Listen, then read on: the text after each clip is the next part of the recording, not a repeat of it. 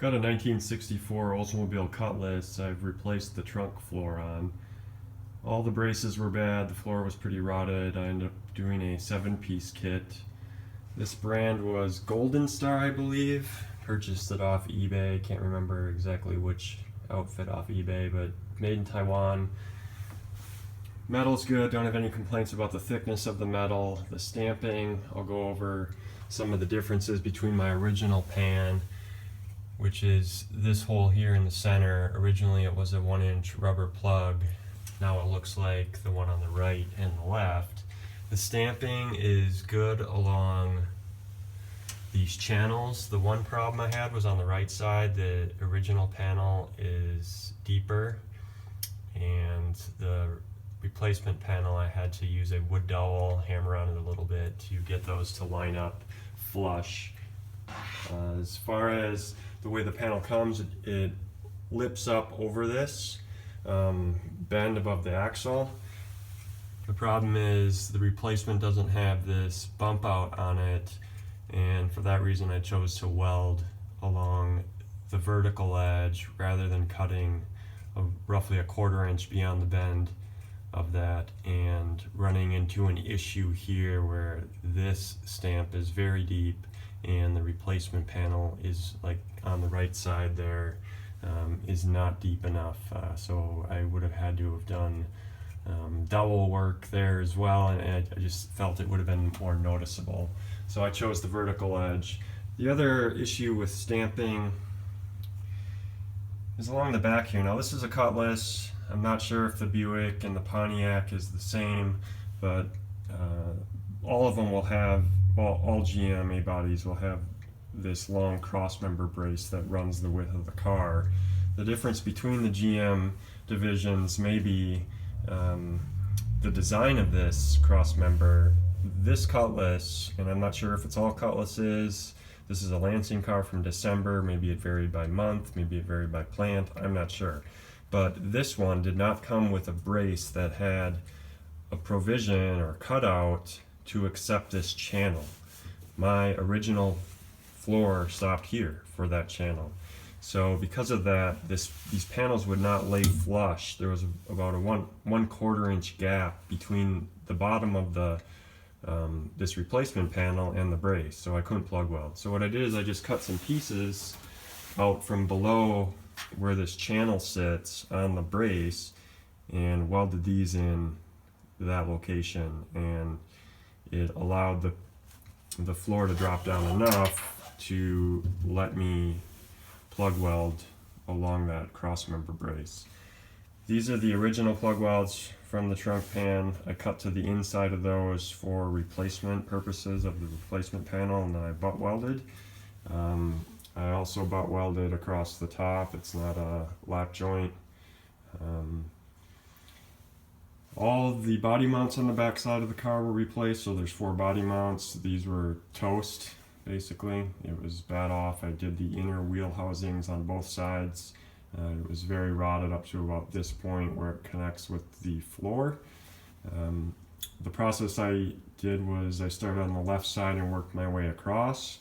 I had originally taken all the metal out, including this brace, mostly because where the brace ends, right about here on the bottom side of the pan, there was rust there, and it didn't make sense to leave it in. So I left this brace in, though, of the original pan, cut out around it, cut all the metal out around it.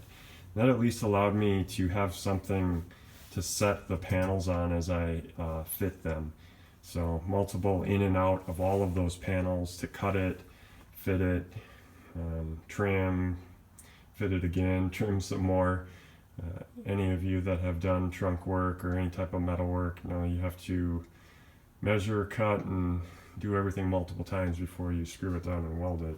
So I started by getting all the fitment correct. Once I did that, I placed the short and long braces along the bottom of the pan, plug welded it in place, and then screwed the whole pan down so I could just tack it along the top and tack it along the sides. And then I started by bringing the center pan in. I left this original brace there still, once I got how I liked it, I pulled that pan out again, welded this long brace, the replacement brace, to the bottom of this pan, cut the original brace out of the floor, including up to right about there. There was a little bit of overlap between the original floor and this replacement because like I said, I did a butt weld, but I did a 45-degree cut with the angle grinder between where I had basically cut the replacement panel.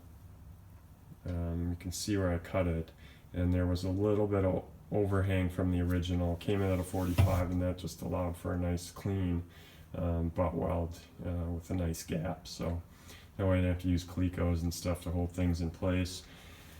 Once this one was in, I went off to the right one here. Do not put this smaller brace, attach it to the bottom. I learned the hard way I had done that because that's how I had started it over here, but I plugged it in place in 3 or 4 places to hold it, and learned when I tried to then slip this pan in, it would not go underneath the lap joint here. It would end up hitting the brace. So this small brace is supposed to tuck under, or not tuck under, it goes below the bottom side of this long brace, and that was not possible when I would try to slide it in. So had to drill out here and start over, just telling you some of the mistakes I had made along the way, obviously lengthening the repair. Once I had all that straightened out, pan went in nicely. I plug welded every inch along the drop-offs. This drop-off actually I replaced. I had ordered a Goodmark one from eBay, probably I think it was from Summit, and it said it fit 64 to 65 Cutlass, but that is not the case. It is the wrong design for the top, as well as it sits much lower. There's probably an inch gap, maybe even more, between the bottom of this floor and the start of that drop-off. So I sent them back and fabbed up my own drop-offs, took 3 pieces of sheet metal, just welded everything together. Other issues, I don't think there were any. My biggest problem was this cross member and getting these channels to fit properly to drop it down. Still have some seam sealer work to do. I have to plug weld here to the inner floor, inner part of that floor with the inner trunk drop off, or I'm sorry, inner wheel housing. And then maybe some Duraglass along these seams just to seal everything up for a nice long-lasting repair, and then obviously sand and primer and all that good stuff. But if I had to do it over again, I might try the one-piece trunk kit just because it has all the braces already attached. I know you have to lift the body off the frame, but I had done 4 of the body mounts here. I ordered all body mounts for the whole car. This is a car from Utah. The only rust is in the trunk due to outside storage for years. So I guess it depends on where your car's from, because it can be challenging to get those body mounts off the rest of the car if it's really rotted. But I know the amount of labor it takes, because I've done it now, to weld these all in separately and then grind.